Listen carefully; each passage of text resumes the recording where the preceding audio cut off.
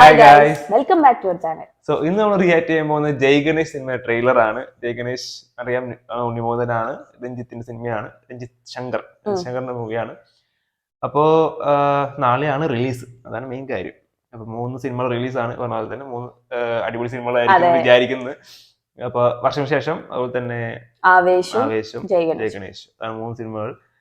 അപ്പൊ എന്തായാലും സമയങ്ങൾ എനിക്ക് ഒരു സൂപ്പർ ഹീറോ മൂവി ആയിട്ടാണ് കാണിച്ചിട്ടുള്ളത്. എന്റെ ഒരു വീൽ ചെയറിലേക്ക് കണ്ടിരുന്നു.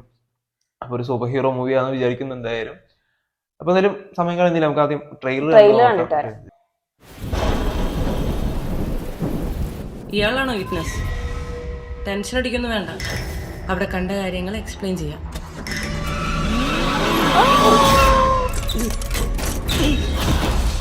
നിധി, ഞാൻ എന്നും കാണുന്ന സ്വപ്നം എന്താണെന്നറിയാം? ജയ് ഗണേഷിന് വെള്ളത്തിൽ നിന്ന് കിട്ടിയതുപോലെ എനിക്ക് ഒരു സൂപ്പർ പവർ കിട്ടുമെന്ന്. എന്തൊക്കെയോ നടക്കുന്നുണ്ട്.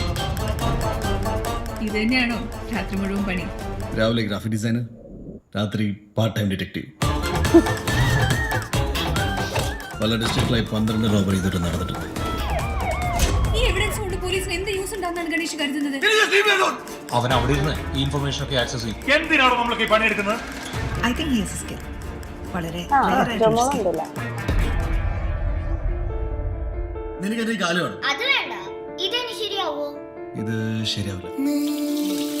Why are you always so upset? നീ ഇങ്ങനെ ആയത് ഒരു വിധിയാണെന്ന് വിചാരിക്കാം. എങ്ങനെയായത്? Say to my face!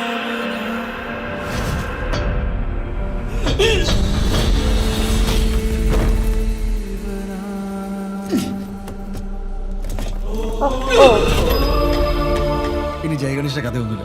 Why? Because you're a fool. இந்த சராசரி மனுஷன் இருக்காங்க, ஈர தீக்குச்சி மாதிரி. பிறந்த நாள்ல இருந்து സമൂഹം അവനെ കുറച്ചിട്ടേ അതല്ല, അയാളല്ല കള്ളൻ.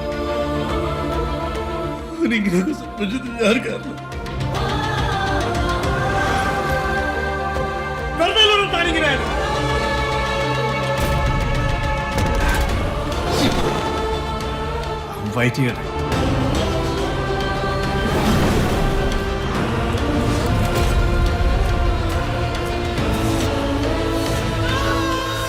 So we have an Indian superhero now?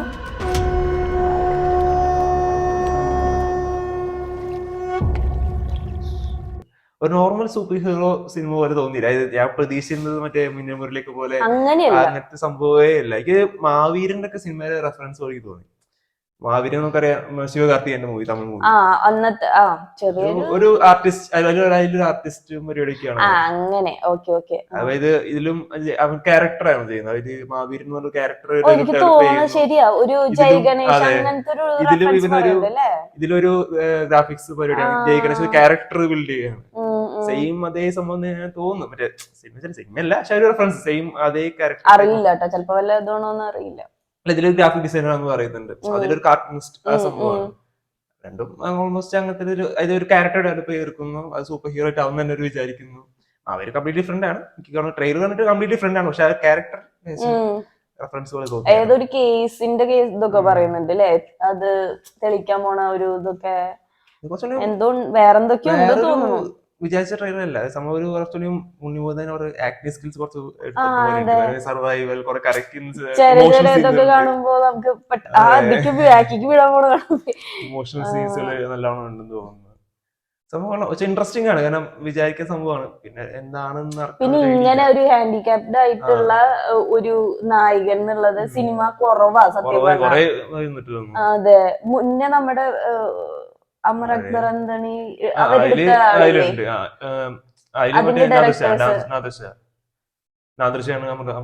അതില് നമ്മുടെ ജയസൂര്യയുടെ, പിന്നെ അതിൽ തന്നെ വേറൊരാളും കൂടി ഉണ്ടായിരുന്നില്ലേ, ഉണ്ണികൃഷ്ണനും വേറൊരാളും കൂടി. അവന്റെ പേര് എനിക്ക് കറക്റ്റായിട്ട് അറിയില്ല. അവന്റെ ഒരു മൂവി ഉണ്ട്, അവനൊരു നായകനായിട്ട്. പക്ഷെ അത് റിയൽ ലൈഫിലാണ്. പക്ഷെ ഇങ്ങനെയായിട്ടുള്ള ഒരു ഇത് ജയസൂര്യ കഴിഞ്ഞാൽ എനിക്ക് തോന്നുന്നു ഇവനാണ്.